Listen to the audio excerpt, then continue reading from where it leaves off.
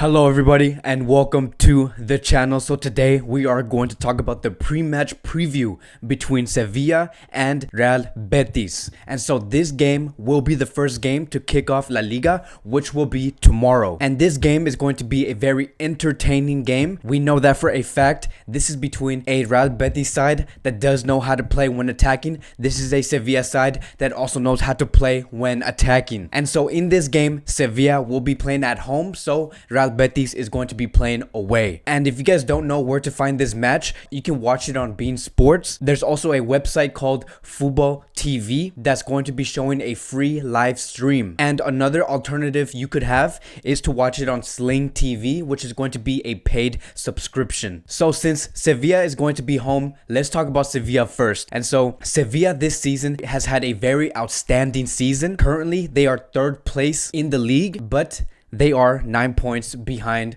Real Madrid, who is second place in the league. Now, the one thing that I do want you guys to take note of is that right now Sevilla have only won 2 out of the 5 games that they have played, meaning that their level was decreasing before the pandemic hit. Now, could that form really affect Sevilla in the game against Real Betis? Now, the one thing that Sevilla does have that's a great advantage is their attack. If we look at their attacking options, they do have players like Luke de Jong, who has 5 goals, Nolito, who has 3 goals. They also have another player named Lucas Ocampos, who does have 10 goals so far in the league. And then you have Yusuf with 7 goals. And so we can see here that in Sevilla's attacking options, everyone does like to participate. There is no standout player who does score all the goals. Everyone here on Sevilla's disposal know how to score goals. But unfortunately, the player that has the most goals, who is Lucas Ocampos, he is injured and is very unclear right now on when he's going to return. So it doesn't look like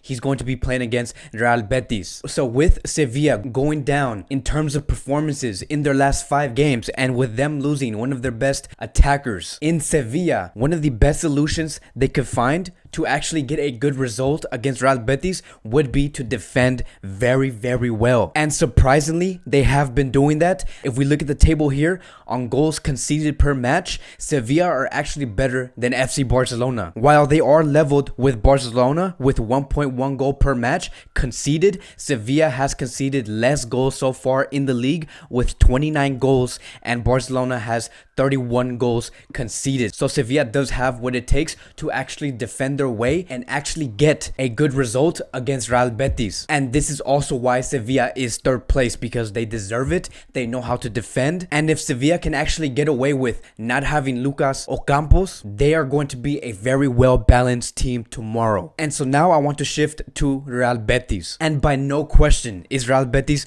one of the most entertaining teams in La Liga. And they are very attacking focused, which makes them very entertaining. And every time Real Betis and Barcelona do play, it's always a very exciting match. And the game between Sevilla and Real Betis should be no different. Real Betis will take the game to Sevilla. But here's the problem that I have with Real Betis. If we look at the table here, Real Betis right now are in 12th place. And if the league were to end right now, Real Betis would have one of the worst seasons over the past 4 seasons. But why is this so low? Like, why are they in this position when they have players like Joaquin, Teo, Nabil Fekir, Loren Moron, Elenia, Emerson, and Mark Batra? They do have outstanding players, but why are they in this position? But if we go into a deeper dive and see what Real Betis have been going through, and we look at their stats as a collective, if we look at their goals conceded per match, Real Betis is actually one of the worst teams defensively. They allow 1.6 goals per match. And if we look at the clean sheets here, Real Betis is also one of the worst teams to retain clean sheets. They have only a total of 4 clean sheets, right above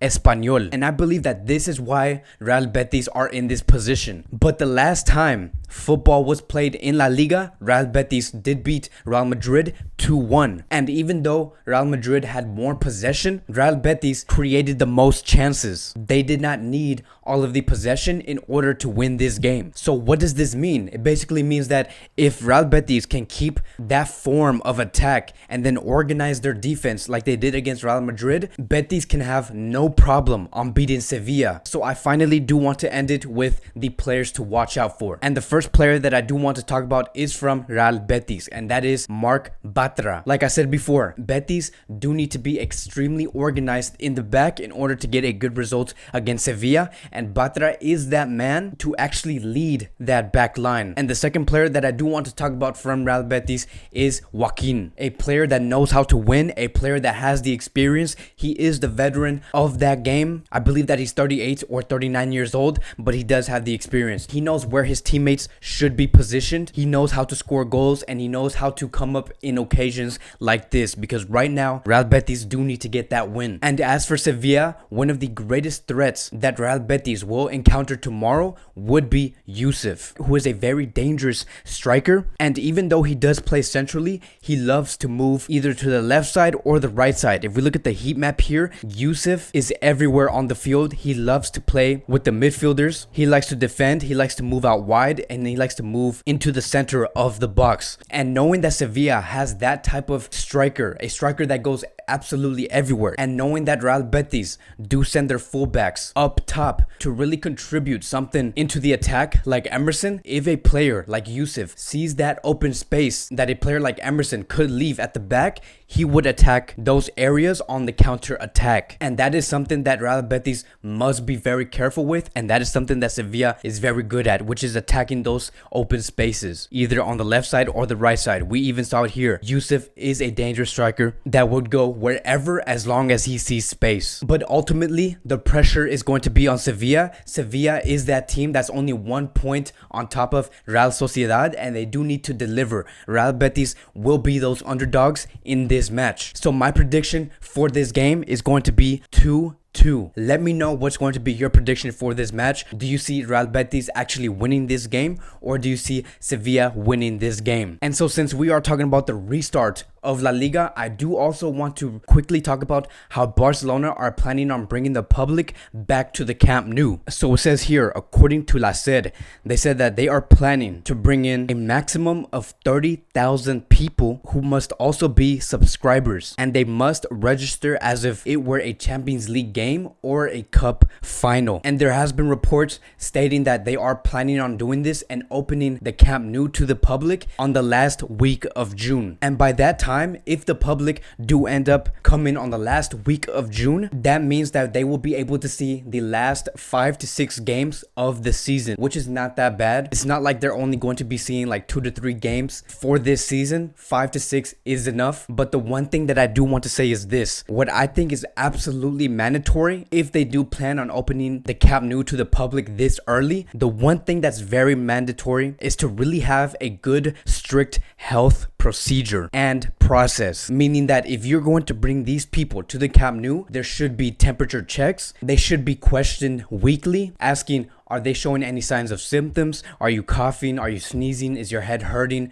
Are you hot? Do you feel fatigue? Those questions should be asked every week before attending a Barcelona match. Another thing they should be able to do is that if the people do come in and they sit somewhere, they should be sitting at least 1 seat apart away from each other. The people should not be together as a group, because then again, you're risking those chances. And lastly, which is obviously, is to wear a mask at all times. And these are not their rules. These are rules that I have made up right now. But I believe that it is very mandatory to really keep the health of the citizens in Spain. So health must be a priority, and that's only because they are allowing people to come into the Camp Nou, where people are supposed to be together. And even though people might say that there are no cases here in Spain, that does not matter. The public, the people need to be in absolute safety, and they must feel like they are in a safe spot. And as we progress through the year, then yes, maybe we might loosen the restrictions, like we don't have to wear a mask all the time, and maybe we can sit right next to each other. And in that way, we would slowly get back